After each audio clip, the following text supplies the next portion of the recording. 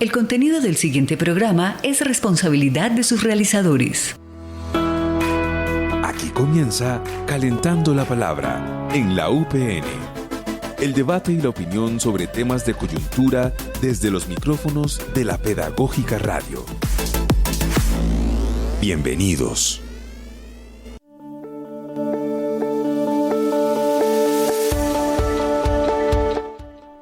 Muy buenos días para todos los que nos escuchan en esta mañana. Hoy 6 de junio del 2026 nos encontramos en la Pedagógica Radio en nuestro programa Calentando la Palabra. El día de hoy abarcaremos un tema coyuntural que ha sonado muchísimo durante las últimas semanas. El fracking, tanto como propuesta energética o como una estrategia política. Para el día de hoy tenemos el gusto de encontrarnos con un invitado, el cual es Juan David Parra Cañón. Es un biólogo ornitólogo que se ha enfocado en investigaciones en la ecología y en la conservación de la biodiversidad en ecosistemas andinos. Sus proyectos actuales evalúan cómo se interactúan las diferentes especies con la flora local para aportar datos claves en el diseño de planes de preservación ambiental frente a la fragmentación del paisaje. También es un joven investigador de la Universidad de Illinois. Juan David, muy buenos días, bienvenido. Muy buenos días, Luis. Muchas gracias por este espacio, precisamente para hablar de estos temas que en la coyuntura actual llegan a ser tan importantes en temas ambientales. Gracias, Juan David. No sé si te gustaría que para empezar el día de hoy pudiéramos escuchar la pieza de contexto en la cual nos vamos a adentrar y nos dará las bases para la conversación del día de hoy. Claro que sí. Dale.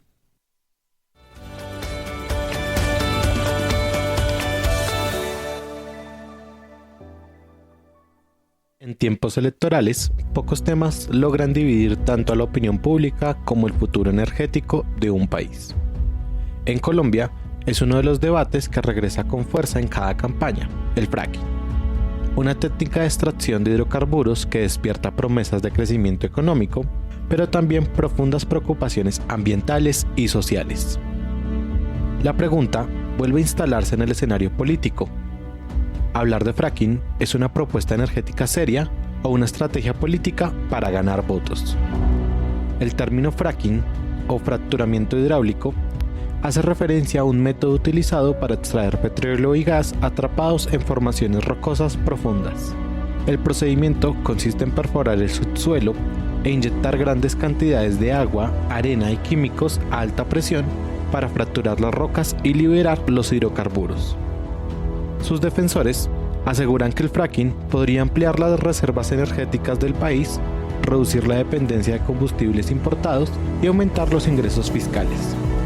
Desde sectores industriales y algunos actores políticos se argumenta que Colombia enfrenta una disminución progresiva de sus reservas de gas y petróleo y que explorar nuevas fuentes sería clave para garantizar seguridad energética y estabilidad económica.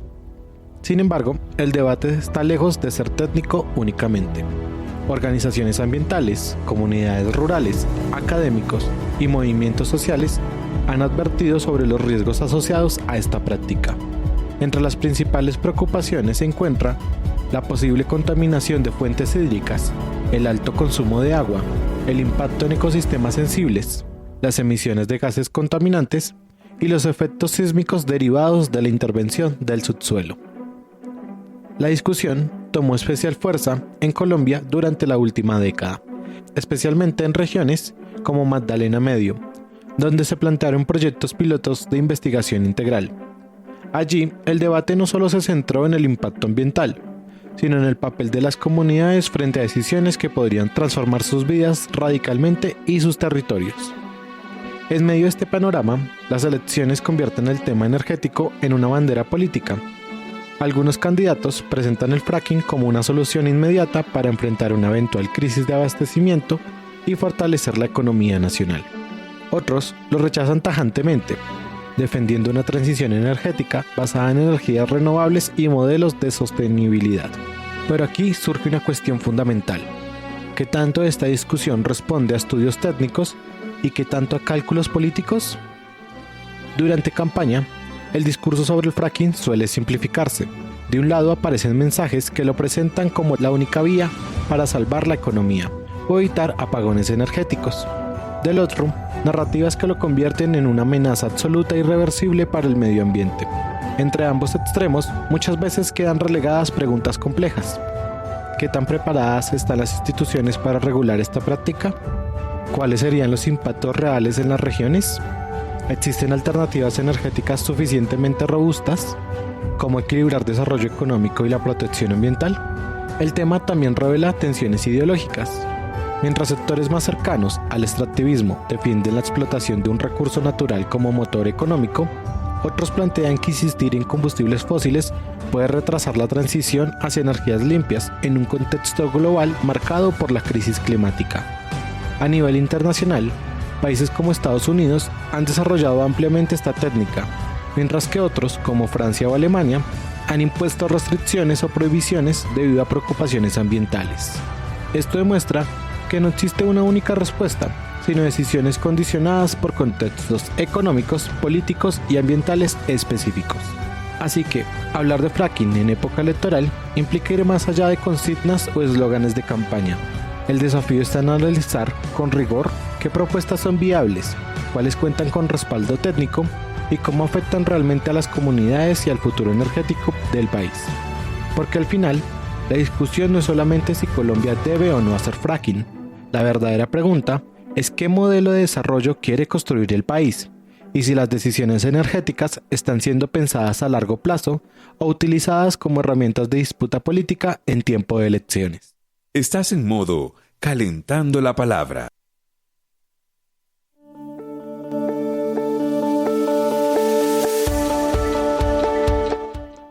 Nos seguimos aquí en la Pedagógica Radio, nos encontramos con Juan David, biólogo y ornitólogo, también muy estudiado en este tema, y queríamos comenzar la conversación del día de hoy con la siguiente pregunta. ¿Qué efectos, qué impactos han sido reportados alrededor de esta práctica de fracking en el mundo? En el mundo, la investigación de aprovechamiento de recursos no convencionales para obtención de hidrocarburos, particularmente de petróleo y de gas, han tenido diferentes aproximaciones en la bibliografía. Particularmente se sabe que da la posibilidad de tener primero una obtención de recursos económicos, pero también en contraposición han sido reportados efectos ambientales y en temas de salud pública que vale la pena mencionar. En una revisión que realicé en la bibliografía encontré 3 grandes efectos reportados. El más estudiado es lo relacionado con todo el tema del agua, tanto en su calidad como en su cantidad. El segundo es lo relacionado con sismicidad inducida y finalmente el siguiente está relacionado con la calidad del aire, la contaminación que puede tener el ruido en comunidades cercanas a estas actividades extractivas. Ok, muy interesante. También pues teníamos conocimiento de que esta práctica del fracking pues ha dividido un poco los hemisferios globales, mientras que una potencia como Estados Unidos pues propicia, profundiza, investiga sobre esta práctica. Vemos que países como Alemania, Irlanda, la han prohibido y la han vetado de sus países. Con respecto a eso, ¿qué nos podrías abordar?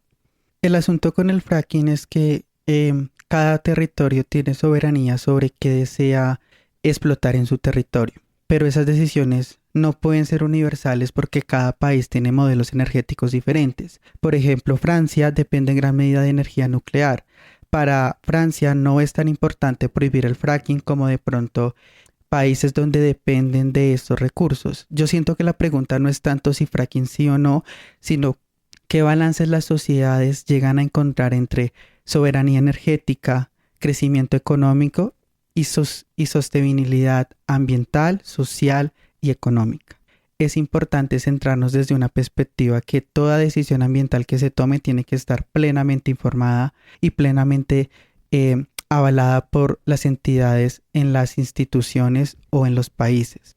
Bueno, con respecto a eso, pues también es importante ubicar el caso pues geográfico de que depende de cada país en el que hablemos sobre esta práctica, tanto pues en el hemisferio norte, en el hemisferio del sur, y ya entrándonos un poco a más a este contexto latinoamericano, donde pues a fin de cuentas somos países ricos en recursos hídricos Y en el caso de Colombia, tanto pues que contamos con una cantidad de agua dulce impresionante, también tenemos acceso a 2 vías marítimas muy importantes para el país.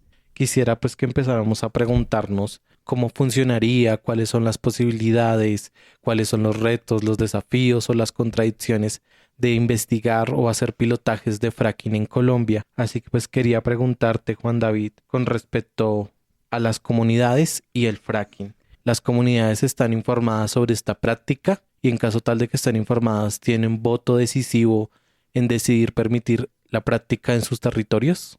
Existen diversas problemáticas encaminadas no solo en el contexto de biodiversidad cuando hablamos en un sentido de animales, de genes, de ecosistemas, sino que también la biodiversidad son las personas que habitan el territorio, que luchan por él, que lo trabajan. Eso también es biodiversidad. Y en el caso de estas prácticas extractivas, históricamente las comunidades han sido ignoradas bajo una idea de que el desarrollo tiene que ver con priorizar la economía. Se han pasado por encima de comunidades, y particularmente en Colombia, y lo que pasa en Latinoamérica a nivel democrático, a nivel ambiental, y yo creo que en muchos aspectos, pero a nivel ambiental es muy evidente, es que en otros estados, en otros países, es el estado el que decide la dirección que va a llevar la nación, y son las empresas y el sector privado el que se ajusta para responder a ese proyecto de nación. En Latinoamérica pasa lo opuesto. Son las empresas privadas las que deciden cuál es o qué es lo que quieren como nación. Y son los políticos en turno, los que se encargan de organizar o de gestionar lo que necesita esas empresas privadas. Y eso es problemático porque el Estado, como institución, nació para proteger y para dar una figura de bienestar. En cierta medida, para ponerle reglas al capitalismo para que pueda funcionar en sociedad. Y cuando el Estado comienza a disminuirse, comienza a decaer, el bienestar de las personas menos favorecidas, de las comunidades, de los indígenas, de los afros, de las personas de a pie, son las primeras en ser vulneradas. Y no es la primera vez que pasa en fracking. Por ejemplo, en Argentina, que han implementado el fracking en gran medida, comunidades mapuches constantemente han estado en enfrentamientos con el Estado porque entran a su territorio, porque contaminan su agua, porque no respetan esa soberanía de los pueblos originarios sobre el territorio. Dale, igual es muy importante estos datos que nos comentan y también cómo las comunidades pues se relacionan en torno a estas prácticas que no pertenecen solo a un sector financiero o un sector minero energético, sino que hay una correlación de fuerzas, poderes y consecuencias pues que nos afectan a todos al fin del día. También pues quisiera que nos comentaras un poco, si está en tu conocimiento, sobre cómo las empresas llegan a realizar el fracking, en estos casos pues en diversos países, qué tipo de químicos usan, cómo los reportan ante las entidades estatales, el Ministerio de Ambiente. ¿Qué nos podrías decir con respecto a eso? La forma en cómo las multinacionales o las empresas relacionadas con fracking han empleado esta metodología ha sido de una forma tramposa, mentirosa e irrespetuosa con las comunidades. Por ejemplo, en Estados Unidos, nosotros la academia no conoce qué químicos hay en ese cóctel que le inyectan a la tierra, porque las empresas lo protegen con una figura llamada secreto comercial. Entonces, como academia y también desde la parte de salud, si hay un derrame, si hay un accidente, no sabemos de qué se pueden enfermar las personas, no sabemos qué efectos puede tener el ambiente porque las empresas han mentido o ocultan esa información. Diferentes artículos han alertado sobre ocultar esta información. Por ejemplo, uno muy conocido fue publicado en el 2025, precisamente hace poco, donde se analiza la plataforma Frac Focus, que es pues la plataforma que más información tendría sobre los químicos del fracking en Estados Unidos, y encontró que ninguna empresa reporta los químicos que hay en su composición para hacer la fracturación hidráulica de manera completa. Adicionalmente, la legislación ambiental, por ejemplo en Estados Unidos, también ha recibido cuestionamientos importantes. Uno de los cuestionamientos más importantes es el radio que hay respecto a las afectaciones que puede generar esta práctica. En Estados Unidos, la legislación actual establece que en un radio de 792 metros, si hay un derrame, hay como una fractura no esperada o evento de comunicación no deseada con el pozo y el exterior, la empresa debe proveer de agua a la comunidad en ese radio y también garantizar y tener unas obligaciones ambientales. Lo que ha demostrado la bibliografía es que ese radio es muy pequeño. En un derrame hecho en Pensilvania en el 2022, la contaminación y el efecto llegó hasta 1.5 kilómetros. Y fueron esas comunidades afectadas las que les tuvo que responder el Estado, las que las tuvo que apoyar el Estado porque la empresa se lavó las manos. Adicionalmente, otra práctica es, particularmente en Estados Unidos, y lo han reportado reportajes, es cómo se hacen prácticas en las cuales no se respeta las instituciones que son las encargadas de velar por la seguridad ambiental de los territorios. Existen muchos casos en Estados Unidos donde las prácticas son, usted como miembro de una comunidad reporta contaminación, efectos adversos en su comunidad, y lo que hacían en Estados Unidos la entidad ambiental es llamar a la empresa y decirle, oiga, nos están diciendo esto, ¿es verdad? No, bueno, colgaban. Eso fue reportado en el estado de Colorado y en el estado de Pensilvania. Entonces, las prácticas ambientales en países incluso desarrollados con instituciones fuertes para controlar a las multinacionales, aún así logran hacerles trampa. La pregunta es, en Colombia, que aún es un país subdesarrollado, que no tiene instituciones tan fuertes como Estados Unidos, ¿qué van a hacer estas empresas? Y es particularmente preocupante cuando candidatos a la presidencia proponen reducir el Estado. Y reducir el Estado particularmente en instituciones ambientales. Hace poco un reportaje de la revista Uno señaló que precisamente un candidato presidencial pretende reducir entidades como la Autoridad Nacional de Licencias Ambientales. Para los que no conozcan, la Autoridad Nacional de Licencias Ambientales es la entidad colombiana encargada de vigilar las prácticas ambientales de empresas que tienen actividades extractivas en Colombia. Entonces, por ejemplo, Ecopetrol o diferentes empresas de minería tienen que reportarle al Estado cuánto contaminan, cómo recompensan en caso de que contaminen al Estado y cómo garantizan que su contaminación es la menos posible. Esa institución es la única institución que tenemos en Colombia que se encarga de vigilar y de proteger la parte ambiental. Si esa institución no existe, como plantea el candidato presidencial, muy posiblemente, y también sumado a discursos de que toca hacer fracking a lo que dé, fracking a lo que marca, creo que es un indicio muy fuerte de que no se va a hacer fracking ni responsable ni de manera informada y que se va a dejar la decisión de nuestro bienestar a empresas privadas. Y como personas que crecemos en una capital, en una ciudad grande, no sentimos esos efectos. Pero las personas humildes que crecen en el campo, que dependen de la tierra, sí sufren esos efectos. Por ejemplo, yo vengo de familia del campo y la riqueza de la tierra está en el agua. Una tierra es rica desde que tenga agua, porque con el agua se riegan los cultivos, porque con el agua comen las personas, porque con el agua se alimentan los animales. En el momento que haya una contaminación de esa agua, los principales afectados en su salud, en su economía, no somos las personas de la capital que hablamos de crecimiento económico. Son las personas del campo, las personas más humildes y las personas más desprotegidas. No, igual, una grande reflexión la que nos realizas.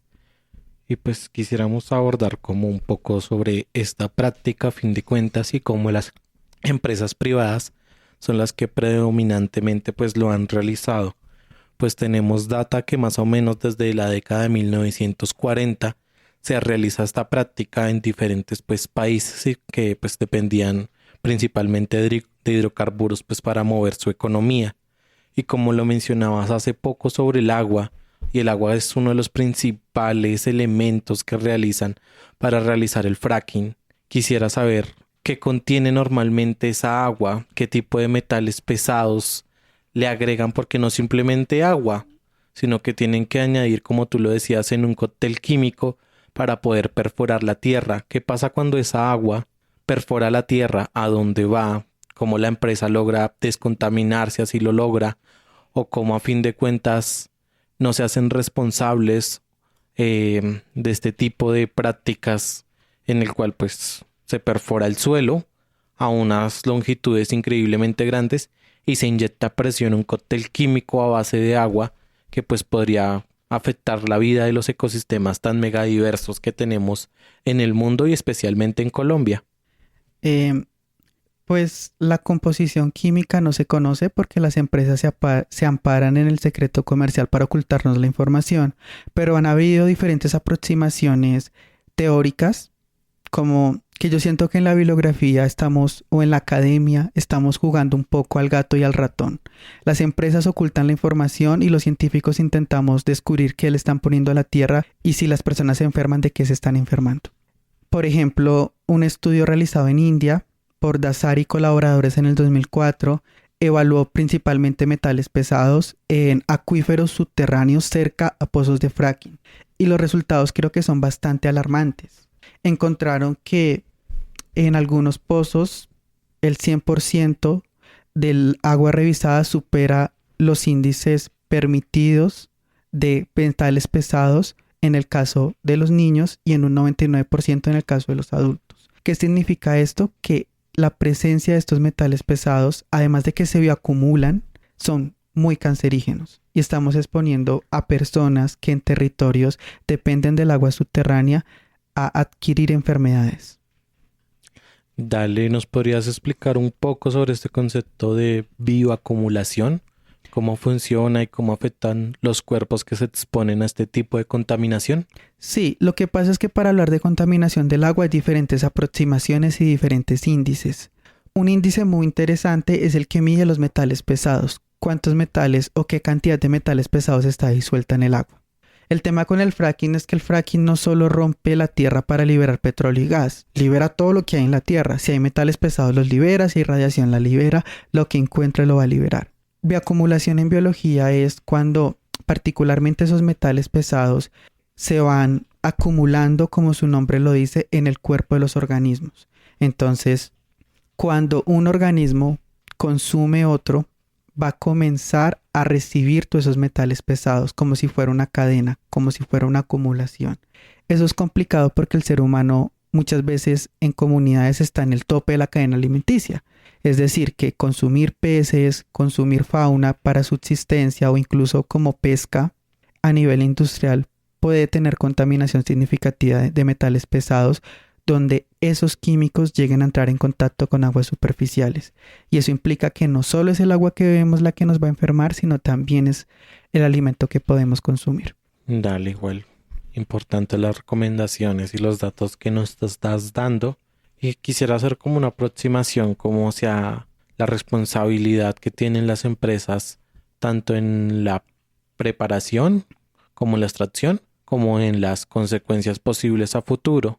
Entonces, si décadas después de realizar el fracking llegan a aparecer daños ambientales porque normalmente son consecuencias que se presentan a largo plazo, ¿quién responde? ¿El Estado? ¿Las empresas? ¿Una cooperación conjunta? La responsabilidad de las prácticas extractivas tiene dos componentes, pero el principal es el Estado. El Estado es el que tiene que garantizar que toda la información disponible de la ciencia creada en esa nación permita hacer una actividad extractiva. Eso es lo principal que tiene que garantizar el Estado, porque la empresa no va a hacer estudios, por lo menos para saber si puede explotar. La empresa entra a explotar porque ya asume que el Estado hizo las verificaciones ambientales y de investigación necesarias. Ahora, algo particular que pasa con el fracking es cuando los pozos se abandonan. Si baja el petróleo, si la empresa sufre un evento extraordinario donde se es obligada a cerrar, la empresa se lava las manos y deja el pozo abierto, que ya ha pasado en otras partes del mundo, no es algo nuevo. Entonces, como el pozo se deja abierto, y algo interesante del fracking es que ellos van a inyectar agua. Y la pregunta es cuánta de esa agua que le meten al suelo llena de químicos logran recuperar. Y los análisis son bastante desalentadores. En el mejor de los casos se recupera el 50% del agua. En el mejor de los casos. Y agua contaminada, ¿verdad? Sí, se recupera. Para reciclarla y volverla a usar el 50%. Y en el peor de los casos se recupera solo el 4% del agua. La otra agua queda debajo de la tierra. De manera que cuando se supone que en fracking terminan con la actividad extractiva, tienen que crear literalmente con cemento, cerrar toda la zona y crear como un domo para que esa agua no se filtre y no llegue a acuíferos subterráneos. Si la empresa quiebra, si la empresa la demandan, si pasa algo con la empresa y la empresa desaparece, pues nadie responde. Y ahí es cuando los costos del Estado suben, porque el Estado tiene nuevamente que comenzar a responder por las actividades extractivas de una empresa que se enriqueció con el territorio, que lo empobreció, que lo contaminó y que desapareció. Dale, igual. Muy puntual lo que nos mencionas y pues nos das un panorama de lo que sucede con este cóctel químico que se le inyecta a la tierra y como de alguna forma pues no consideramos que la biodiversidad no solo se encuentra en la fauna, en la flora, sino también en los aspectos geológicos de la misma. Muchas culturas o movimientos agroecológicos ponen como principal cuidador o que debemos tener mayor preservación es de la tierra, porque sin ella no podemos cultivar, sin ella no podemos realizar gran parte de nuestras actividades. Igual, en torno a esto quería preguntarte, Juan David, ahí de vez en cuando pues mencionan algo como pruebas piloto, como fracking responsable, pero ¿es realmente posible? ¿Podemos controlar estos riesgos? ¿Y quién realmente define el nivel de qué es aceptable en cuanto a explotación ambiental? Depende del país, pero en Colombia no existe el fracking responsable. Posturas tibias, posturas sin criterio y posturas sin información como la de políticos que históricamente no han sido capaces de tomar una postura clara como Sergio Fajardo, son posturas que terminan siendo violentas para el medio ambiente. Hablar de fracking responsable en Colombia no es posible en este momento. ¿Por qué? Porque el caso de Colombia es muy particular. Nosotros tenemos sistemas de montañas. En esos sistemas de montañas nosotros no conocemos qué cantidad o cómo están conectados los acuíferos subterráneos. Como no conocemos esa información, no sabemos si aquí hacemos fracking y si esa agua se escapa por algún motivo, si hay un accidente, esa agua, ¿dónde va a terminar? ¿A qué comunidad va a afectar? Nuestro conocimiento en los últimos años sobre hidrogeología ha avanzado, pero no ha avanzado lo suficiente para tener mapas hidrogeológicos de acuíferos subterráneos lo suficientemente detallados para poder hacer fracking responsable. Lo que pasa es que Colombia, con esta onda a veces de algunos políticos ultraderechistas, quiere copiar prácticas que en estos contextos no son válidos. Estados Unidos lleva años trabajando en hidrogeología. Tiene conocimiento detallado sobre cuáles son sus cuencas y sus acuíferos subterráneos. Colombia no tiene esa información. Y algo que pasa particularmente en Colombia por nuestros sistemas de montaña y donde quieren implementar el fracking, que es el Magdalena Medio, es que en esos sectores lo que pasa muchas veces es que la montaña, por así decirlo, corta el acuífero subterráneo.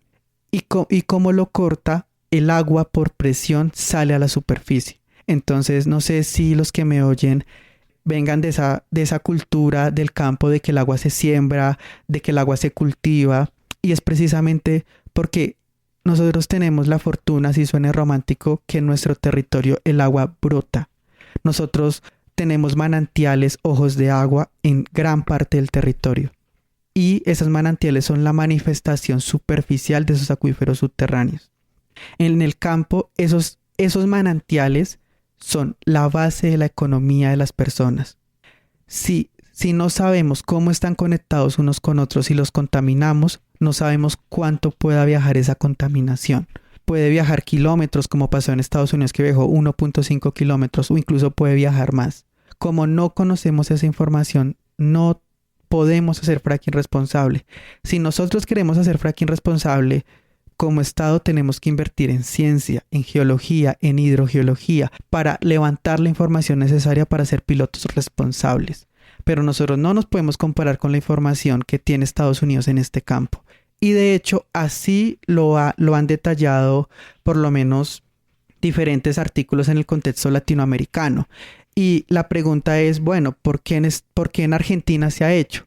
Porque es que miremos los ecosistemas en donde se ha hecho en Argentina. No son ecosistemas de montaña, son ecosistemas planos, son ecosistemas que muchas veces son áridos. Nosotros donde lo quieren implementar es en ecosistemas andinos de montaña. Y los sistemas andinos de montaña, particularmente los colombianos, son los más diversos del planeta. Son hotspot en biodiversidad. Son sistemas increíblemente importantes, conectados por sistemas acuíferos muy complejos. Como no tenemos la información necesaria, de hecho, el Consejo Superior de la Nación en el 2012 y en el 2014 volvió a lanzar un documento de advertencia para el Estado colombiano, donde señala lo mismo que yo vengo señalando. Como no tenemos la información necesaria, el primer paso es conocer cómo está nuestro acuífero subterráneo y determinar si podemos tener estas prácticas de manera responsable. Ahora, tampoco conocemos el impacto que puede tener a nivel de biodiversidad.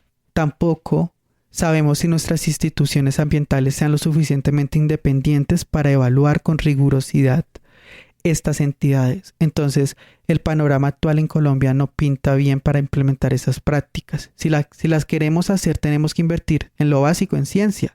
O sea, vivimos en una sociedad que depende de la ciencia, que necesita de la ciencia para seguir avanzando, pero que no invierte en ciencia. Entonces, no podemos como Estado jugar de una manera tan hipócrita con los científicos de esta nación y decir que vamos a implementar cosas responsables cuando ni siquiera se nos ha dado la posibilidad de levantar la información necesaria para hacerlo.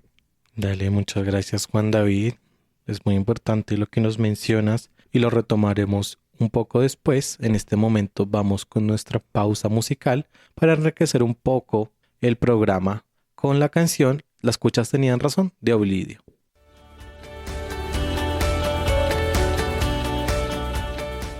Por todos los que se llevaron y nunca jamás volvieron, por esos llantos ahogados de quienes todo perdieron, los hijos, padres y hermanos que nos desaparecieron y allá en la tierra enterrados dejaron todos sus sueños.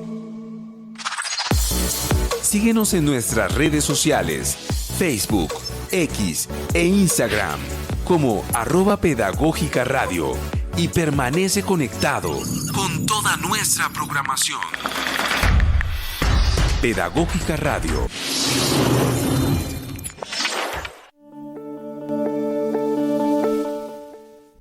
Bueno, a todos los que nos siguen escuchando, estamos aquí con Juan David Parra Cañón, biólogo, licenciado, joven investigador, y nos mencionaba un poco sobre este tema tan coyuntural que nos atraviesa a todos y que ha sonado mucho los últimos días, que es el fracking, esta perforación hidráulica en el suelo que se desarrolla a nivel global y también pues hace unas aproximaciones a Colombia.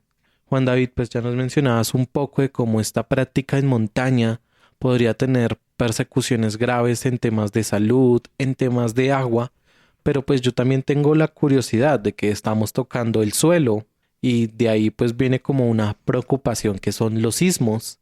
Esta perforación hidráulica a alta presión, ¿tiene alguna consecuencia, alguna persecución en cuanto pues a la sismicidad? En la bibliografía se han reportado estos efectos como sismicidad inducida por fracking. La sismicidad inducida por fracking, a pesar que no tiene tanta investigación, digamos que es un campo muy reciente que se ha comenzado a investigar, sí se han encontrado unos elementos importantes.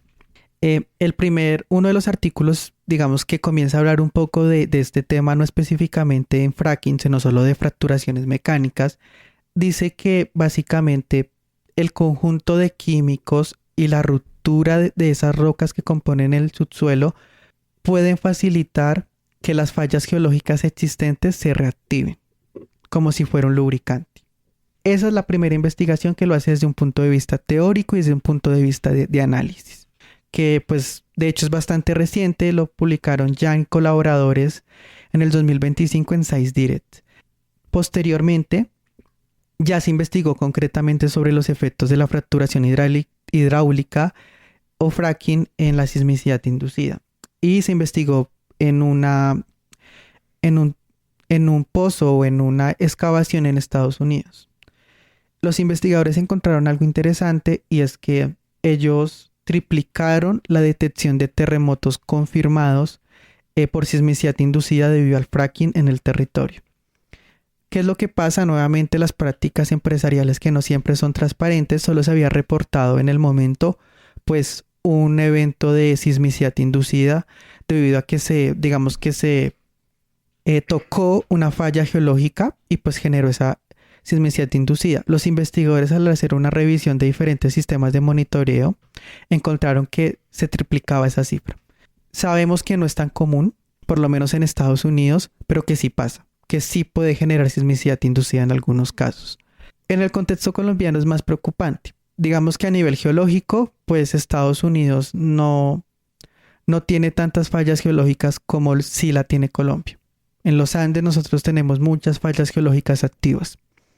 Es decir, retomando la anterior postura, no conocemos los acuíferos subterráneos, pero tampoco conocemos cuáles son las fallas geológicas actuales o qué impacto podría tener el fracking en este territorio. Entonces llega a ser muy complicado porque además de que contaminemos el agua, podemos comenzar a tener actividad sísmica y eso puede comenzar a afectar a territorios de montaña porque el territorio de montaña es bastante sensible. Cualquier movimiento de tierra hace que la tierra se mueva.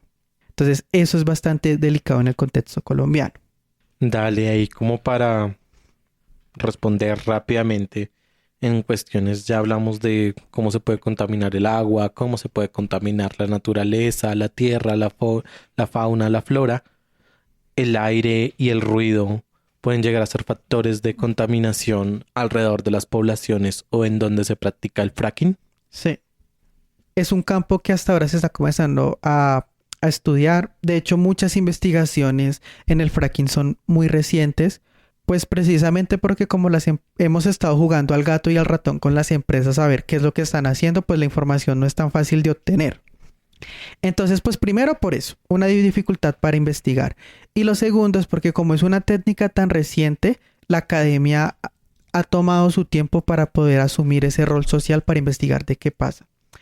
Hay una investigación, por lo menos encontré una investigación también en Estados Unidos, en Colorado, donde evaluaron los efectos de contaminación atmosférica y también pues como la contaminación por ruido que se puede generar en estos ecosistemas. La investigación a grandes rasgos concluye que las personas que están cerca a esos asentamientos de fracking tienen mayor exposición a inhalación aguda por benceno, que el benceno es un gas cancerígeno. Y aunque el artículo es muy sincero en reconocer que no superaron las guías de como los supuestos o los estándares de salud para umbrales crónicos, sí superan el umbral mínimo. Entonces están en ese punto medio. Y en el caso del ruido, encontraron que especialmente el ruido de baja frecuencia excedió los límites regulatorios nacionales en todos los casos. Ahora, yo siento que esta conversación y la investigación ha sido primero centrado en qué impacto puede tener en el ser humano, porque es importante. Las comunidades menos favorecidas y que habitan esos territorios son importantes. Pero si esto nos afecta de esta manera, que somos humanos y que somos relativamente resistentes a muchas cosas, el efecto que tiene la naturaleza en los animales, en las plantas, no se conoce aún, no se ha investigado. La principal forma de investigar ha sido en relación a las comunidades, pero resulta bastante evidente lo que va a pasar. Si se contamina un acuífero, las personas por lo menos pueden pedirle al Estado que les ayude con la parte del agua, que les solucione y que les dé garantías de bienestar. Los animales no, los animales van a comenzar a beber de esas fuentes de agua. Las plantas van a absorber esa agua. Las redes ecológicas que han tomado años en formarse van a comenzar a fragmentarse. Y ese es el principal peligro. En ecosistemas megadiversos como los colombianos, en ecosistemas andinos, de los cuales muchos somos hijos de esta tierra, contaminar la tierra, contaminar los animales y perder esa soberanía sobre el territorio por ganancias económicas, no sé si sea el modelo de país que llevamos desde hace mucho tiempo los jóvenes impulsando. Ahora, recordemos que también Colombia se ha inscrito como a acuerdos internacionales para el cambio climático, acuerdos internacionales para fortalecer el cuidado del medio ambiente y para la transición energética. En la clase de política ambiental en la universidad veíamos una paradoja muy interesante, y es la paradoja de los países que tienen muchos recursos. Si tú te fijas, los países que más tienen recursos, digamos, ambientales en el mundo son los más pobres. Y es porque han servido de despensa para países más ricos, una actividad colonial. A pesar de que no seguimos en teoría en prácticas o en un modelo colonial, aún tenemos prácticas similares. Y yo siento que nos vamos a estancar como nación si seguimos apostándole a depender del fracking, a depender. Es necesario de comenzar la transición energética. Es necesario comenzar a apostar por energías renovables y es necesario cuidar nuestro territorio. Dale, muchas gracias por los aportes que nos realizas. Igual también en pro de que la comunidad también esté informada sobre estas prácticas, sobre que conozcan más la información, sus territorios, consecuencias, ventajas, desventajas. Quisiera que nos pudieras responder esta pregunta. ¿Cómo identificar cuando una propuesta energética está basada en evidencia y cuando responde a cálculos electorales? Creo que a veces en política yo siento que es positivo como que ser muy razonable, no dejarse cegar por el fanatismo. Si alguien se ve como un completo estúpido, se los juro que es un completo estúpido. No hay que buscarle más alternativas. Cuando las políticas ambientales se proponen y no se hace el cómo, no se cuenta con la información científica disponible, la propuesta se cae por sí sola. Declaraciones como vamos a hacer fracking a lo que marca y a lo que dé, sabiendo que no tenemos la información para hacerlo en este momento, sabiendo que lo primero que toca hacer es por lo menos levantar la información y luego sí hacer pilotos para saber si nos sirve, son declaraciones irresponsables, pero que responden a una lógica actual y a una idea que viene cobrando fuerza en los países latinoamericanos, que es que ultraderechistas asuman cargos en políticas, por ejemplo, como presidentes. Y eso es una forma también política de hacerle guiño a esos ultraderechistas. Entonces también es una forma en la cual los políticos ultraderechistas de esta parte del mundo le hacen guiño a sus símiles en otras partes del mundo. Es una forma de decir estoy contigo y apoyo tu visión de país, de reducir el Estado, de descuidar los derechos fundamentales. Entonces es una forma también de buscar alianzas estratégicas con personas que son similares a ellos. Pero a nivel ambiental, tanto la propuesta de Iván como la propuesta de Abelardo carecen de cómo. Ambas propuestas necesitan profundizar en la información disponible. Ambas propuestas necesitan tener más en cuenta la información científica. A pesar de que Iván tiene en cuenta la importancia del conocimiento de las comunidades ancestrales, que es fundamental en la gestión ambiental, aún necesita información técnica, aún necesita asesoramiento científico. No por nada hace poco un conjunto de investigadores de todo el país lanzaron una carta muy grande explicándole a los candidatos, incluso antes de la primera vuelta, de cuáles son las necesidades ambientales del país, dónde les recomiendan trabajar, qué es necesario. Pero entonces yo creo que sí es necesario por lo menos priorizar lo básico, y es la defensa de la vida y la defensa de las comunidades que habitan el territorio. Muchas gracias, Juan David. Pues lamentablemente el tiempo en radio siempre se vuelve corto y uno empieza a animarse en las conversaciones. Uno siempre quiere seguir hablando muchísimo más sobre estos temas que nos apasionan y seguir informando pues a la comunidad. Pero pues quisiera que antes de irte y poder cerrar el programa de una forma adecuada, nos comentaras un poco de forma rápida cuál es esta relación entre los gobiernos y compañías de explotación. A fin de cuentas hemos tenido bastantes injerencias de, no sé, Odebrecht, por ejemplo, de que asumen contratos estatales, pero pues las consecuencias, el desarrollo y la eficiencia de estas empresas termina siendo pues deficiente. Lo que pasa con las empresas es en Latinoamérica, pero particularmente en Colombia, es que ellas son las que piden y el político en turno es el que se arrodilla. No hay un proyecto de país definido que les diga a las empresas, tienen estos límites y vamos con este proyecto de país. Muchas veces pasa que es la empresa la que pide, la que exige, la que paga políticos, la que paga campañas. Entonces necesitamos tener más soberanía sobre nuestro territorio. Necesitamos tener un proyecto de país que tenga en cuenta el interés global y no el interés de algunas empresas por enriquecerse de manera individual. Dale, Juan David, muchas gracias. De igual forma, pues le comentamos a todos nuestros oyentes que se sigan informando con respecto a las políticas que ocurren en el país. En momentos electorales, los discursos suelen simplificarse y grandes fenómenos, prácticas, violencias, oportunidades no se llegan a desarrollar de la forma adecuada en las discusiones, sino que se simplifican, se masifican y la opinión queda un poco pues perdida en cuanto a lo que ocurre realmente en el país.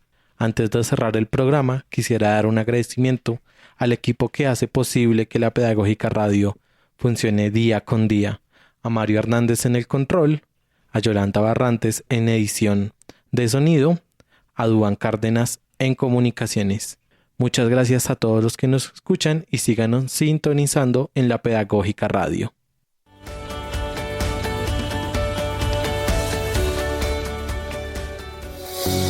La Pedagógica Radio. 10 años tejiendo voces, construyendo saberes.